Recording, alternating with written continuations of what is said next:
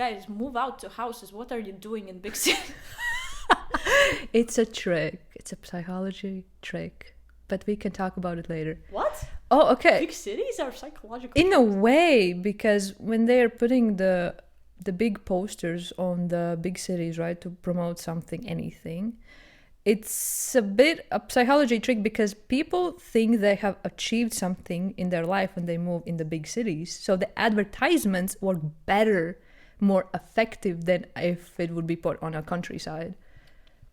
That's the way. And just in general, everybody's just pushed in the big cities, in the small houses with small rooms. You have to share with other people and have to pay enormous amount of money, and food is expensive. Everything's expensive. But No, that's... the food is almost the same, to be fair. But I agree, like, if I were to move to a big city, I would feel like, yeah, I did something with my life and I just moved.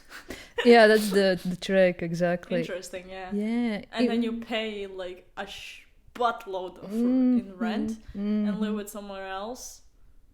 But then my mom was always, she had a dream of like, oh, I'm gonna move to an apartment in a warm country. And then she saw a clip that said, that's a scam, guys. If you have a house and you have a forest next to yourself and you have like a place to go out into the nature, you won in life. And she was like, maybe I am good where I am, you know? Maybe like a house in the middle of nowhere in the forest where you can actually go and get mushrooms because they grow there, and it's natural. It's better than having an apartment in a bigger city because, well, you're kind of squished in there.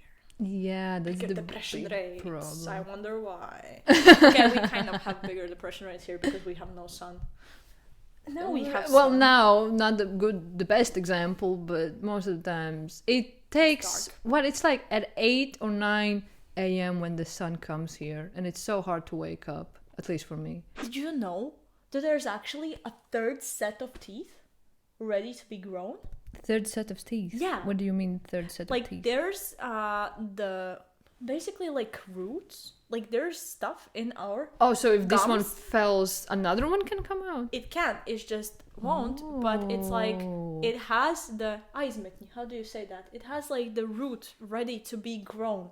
It hasn't grown yet, of course, we would see that, but it's ready to be grown. And actually some startup somewhere in Japan or whatever, they are developing like an injection that makes the tooth grow. So if it falls out, like your serious tooth, like the first one we get as kids, the second one, even if it has to be taken out, you can inject something that makes like the protein that is blocking the growth of the third one go away, and it starts growing, and you can regrow your tooth. Wow. For the second time in your life, because we actually have it in us. It's really weird to me that we have it and it doesn't really happen in our lifetimes. It almost feels like we are meant to live longer. You know what I mean? Yeah. Like our teeth are meant to fall out at some point again and regrow again. We just never get to that age, or for some reason it doesn't happen. It's so weird to me. Why doesn't it happen? Why do we even have this third set of teeth ready to go? Why can't we get there? It's like, are we meant to live longer? Maybe we come from a different planet and this sun or atmosphere ages us faster than we were aging before. Because a lot of I've seen theories say, oh yeah, humans are so not made for this earth. Our backs start hurting, blah blah blah. Okay, we live a sedentary life. If we actually work out and not just sit at the office chair, maybe our backs don't start hurting that fast. But it's like the entire structure of it, the way that our bodies react to this gravity is kind of wrong. Yes. So it's like this theory, we actually came from a different planet with a different atmosphere, with a different sun, and with a different gravitational pull. And now we're here, and we are adapted, but not fully. There's stuff where we are not meant for this place. Wow. So it's a theory. Yeah, no, of course. This is very... Wow. So there's something it's missing to activate that third growth. It's like a protein or like a thing blocking it, and you can actually do an injection to unblock it. Activate to remove that, you activate the growth. Oh, so there's a block or something missing to activate? No, there's a block. There's something blocking it. Maybe... The thing is maybe it would actually automatically happen once we reach a certain age or once like it falls out, but it doesn't. And it's like, why make them if not use them? Like, nothing in our body happens just because, you know, we have a tailbone because we used to have a tail or something. I think. You can do with the ears, you know, when you can like move more, like cats do. They shift. Really? Yeah, we can do it a little bit, but a little bit. But we're used to like do it more. Yeah, exactly. Okay. Because we also like could do like. We could do that. Yeah, well, that's what the biology teacher said to me. So maybe we could be able to grow third set of teeth way before, when maybe we were doing something that deteriorated them faster. But we have a lot of old people whose teeth are falling out. My question is, why are they not regrowing back if they could? Why is that? Like, it's so it's interesting, and I kind of wish I knew more biology or something like that in this case to like find out more, because I don't understand why does that happen. So the question is how we lived like 10,000 years ago if we had like this. And there's like probably more things that... Another interesting thing is that in the Bible, it was like written that the first humans lived to 900 years. I don't know, I started kind of listening to it, and then I got really bored because they were like describing the entire family tree of some dudes. Some dudes. I was like, but it was said that these guys, like the first sons of Adam, and then the creation, and then something about God. I genuinely have not read the Bible. Do not quote me on this. But they lived to very old age, 600 to 900 years. Like, these men lived, you know, and it makes sense. If you actually live to like 900 years, you would need multiple sets of teeth. I'm not saying it's like true and like, but it's not that far-fetched to say that a human could live longer than we are living now, because there's like animals that live way longer. Like turtles live to 150, right?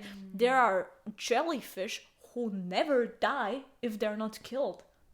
Really? They just never die. They just infinitely live. They don't forever. Age. What is the biology of jellyfish? You should check it out. It's interesting. Jellyfish don't age.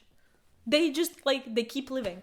And it's something to do with the fact that they're constantly regenerating or what. So if they're not killed, they keep living. And it's like, the Bible's, it's actually wrong because it says like they lived for 900 years. Maybe, who am I to say that they did? Maybe at some point there were some species of human that lived for longer than we think. Maybe they discovered the Philosopher's Stone. I don't know. No, but think about it. They had natural food. They were outside in the sun. They were more advanced. Like, would you know how to make fire right now if I throw you outside? That's why we're gonna show you. Exactly. They were just much more advanced. They talked more about chakras, more about the body, the energy. That's different people, but that's separating India from what happened in Europe. But yes. No, it's okay, in the Bible it never says chakras. It's just said differently, and then there's the 7 deadly sins, which is kind of represents the 7 chakras. In a way. That's why I have seen that the Bible could be a code, and I am really interested in the Gnostic view of the Bible, who are saying actually this earth is a trap, the God is a false God, it's Satan, and then there's a higher God who is actually light, and we are all part of it. I've seen a lot of that recently for some reason, but there's definitely people who think the Bible is a code and stuff. In the end, it's interesting, the Bible. I just, a lot of things about humans don't add up to me. I don't know. I am watching at myself through a camera. What is this? Big what ego. No. We are born helpless and featherless. So what? Yeah, why we don't have wings? I want to fly. What the heck? Birds fly because they have very porous bones. So they're much lighter. I know, and they have the special, what is it called? The oxygen lung thingy to help them